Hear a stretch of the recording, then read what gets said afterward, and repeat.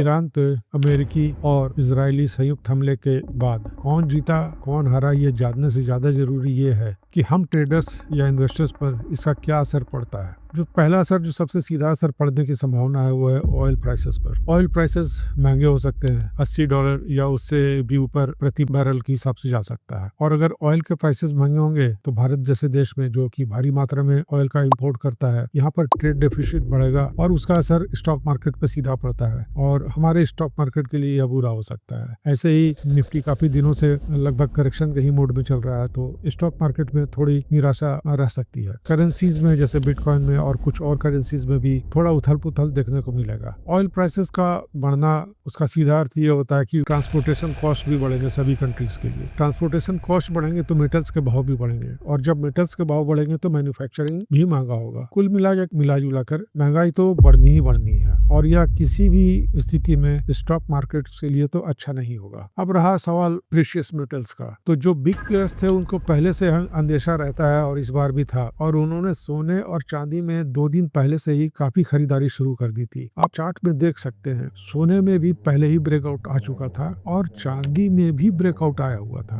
Bitcoin 2-3 दिन पहले से ही काफी करेक्ट कर रहा था, और बिग प्लेयर्स को पता रहता है, या उनका इंफॉर्मेशन का जो भी ब्यूरो है वो काफी अच्छा काम करता है। वो हमारे जैसे ट्रेडर्स को या इन्वेस्टर्स को घटना होने के बाद पता चलता है, बट उनको पहले से पता रहता है और वो पहले से पोजीशन बना लिए रहते हैं। बट अभी भी देर आए दुरुस्त आए, हम लोगों को अभी सावधान हो जाने की आवश्यकता है, और जहां भी अवसर मिले, चाहे सोना हो या चांदी हो, एक बार तो वहां पर ट्रेड बनेगा, जरूर बनेगा। अगर आप कमोडिटी में करते हैं तो आप क्रूड में भी कर सकते हैं, लेकिन स्टॉक मार्केट में, इंडियन स्टॉक मार्केट के लिए, और खास करके एसआईपी करने वाले म्यूचुअल फंड इन्वेस्टर्स के लिए अपनी एसआईपी को कुछ और लंबा चलाने की आवश्यकता तो जरूर पड़ेगी। देखते हैं 2-4 दिन के बाद अगर ये वार टल गया और शांति छा गई, हो सकता है कि स्थितियां जल्दी ही नॉर्मल हो जाएंगी, और अगर ऐसा नहीं हुआ तो हम सभी के लिए मुश्किलें बढ़ेंगी।